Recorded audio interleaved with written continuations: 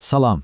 Hamımızın başına gəlib, uzun bir sənədi, məqaləni oxuyursan, amma sonuna çatanda elə bilirsən ki, heç nə yadında qalmayıb. Bəs əgər desəm ki, məlumatla işləmə tərzimizi tamamilə dəyişən bir alət var, gəlin bu günü məhz bu yeniliyi kəşf edək. Baxın, bu sitat məncə çoxumuza tanış olan bir vəziyyəti o qədər dəqiq təsvir edir ki, saatlarla oxuyursan, qeydlər aparırsan, amma yenə də içində ondan rahatlıq qalır ki, görəsən ən vacib yeri qaçırmadım ki. Həddindən artıq informasiya çox vaxt bizə aydınlıq yox, sadəcə yorğunluq gətirir.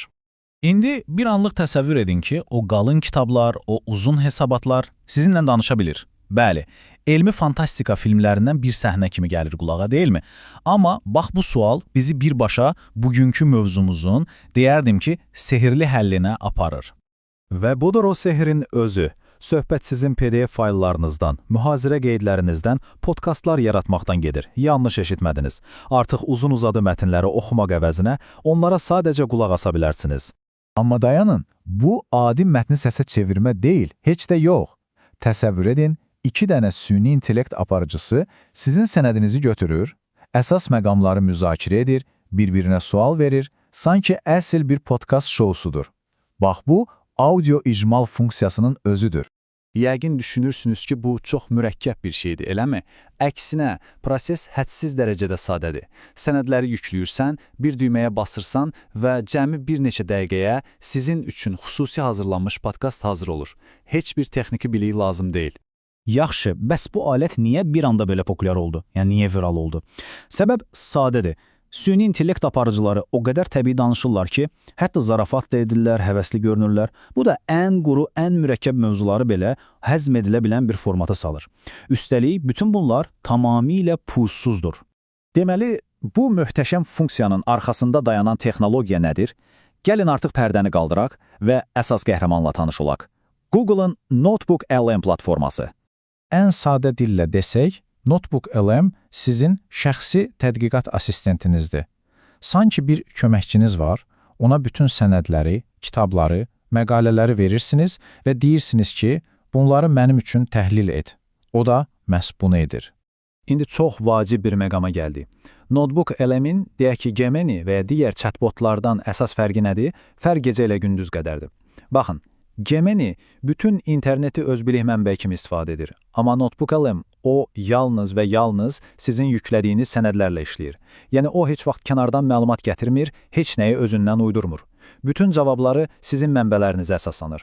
Və söhbət təkcə PDF-lərdən getmir. Demək olar ki, hər şeyi bura yükləyə bilərsiniz. Google sənədləri, veb-sayt linkləri, hətta YouTube videolarının transkriptləri, bütün bunları bir yerə toplayıb, vahid bir tədqiqat məkanı yaratdığınızı düşünün. Həqiqətən də çox güclü bir alətdir. Yaxşı, bəs bu alətdən kimlər yararlana bilər? Gəlin tələbələrdən tutmuş peşəkarlara qədər bir neçə nümunəyə baxaq. Tələbəsinizsə bu sizin üçün əsl həyat qurtarıcı ola bilər. Qalın dərs kitablarını, mürəkkəb mühazirə qeydlərini düşünün. İndi onları yolda, idman edərkən qulaq asa biləcəyiniz podkastlara çevirə bilərsiniz. Hətta bir riyaziyyat professoru bu üsulla riyaziyyat qorxusu olan tələbələrə mövzuları daha asan başa salıb. Bu, təhsilin gələcəyi ola bilər, elə deyilmi? Peşəkarlar üçün isə ən böyük faydası vaxta qənaətdir. Gündəlik aldığınız onlarla hesabatı, uzun iclas protokollarını düşünün. Onları oxumağa saatlar sərf etmək əvəzinə bir neçə dəqiqəlik səsli xülasəsini dinləyib əsas məqamlara anında öyrənə bilərsiniz. Bu, işdəki məhsuldarlığı tamamilə başqa bir səviyyəyə çıxarır. Gəlin bir anlıq bu rəqəmə baxaq. 10 saatdan çox vaxt aparan oxu materialını cəmi 1-2 saata endirmək. Bu, sadəcə vaxta qənaət deyil. Bu, həftənizdən sizə əlavə bir iş günü qazandırmaq kimidir. Təsiri həqiqətən də böyükdür. Yaxşı, hər şey çox gözəl səslənir. Bəs bu işin texniki tərəfi necədir? Yəni, bu alət necə bu qədər dəqiq ola bilir? Və əlbəttə ki, hansı məhdudiyyətləri, hansı problemləri var? Gəlin indi buna baxaq. Bütün bu dəqiqliyin mərkəzində RAG adlanan bir texnologiya dayanır. Adı biraz mürəkkəb səslənə bilər, amma iş prinsipi çox sadədir. Notebook LM cavab verməzdən əvvəl gedir, sizin sənədləriniz içindən ən uyğun hissələri tapır və sonra həmin tapdığı məlumatlar əsasında cavabını yaradır. Yəni o, təxmin etmir, birbaşa sübutlarla danışır. Bunun nəticəsi nə olur? Baxın bu qrafikə. Məşhur modellər sənədlərlə bağlı suallara cavab verəndə təxminən 40% hallarda hallusinasiyaya yol verir. Yəni, səhv məlumat verir. Notebook LM-də isə bu göstərici cəmi 13%-dir. Bu, 3 dəfə daha az səhv deməkdir. Dəqiqlik baxımından çox ciddi bir fərqdir. Amma gəlin tam səmimi olaq. Heç bir texnologiya idealı deyil. Notebook Element-də öz çatışmazlıqları var. Məsələn, bəzən sənəddəki subyektiv bir fikri elə təqdim edir ki, sanki bu hamı tərəfindən qəbul edilmiş bir faktdır.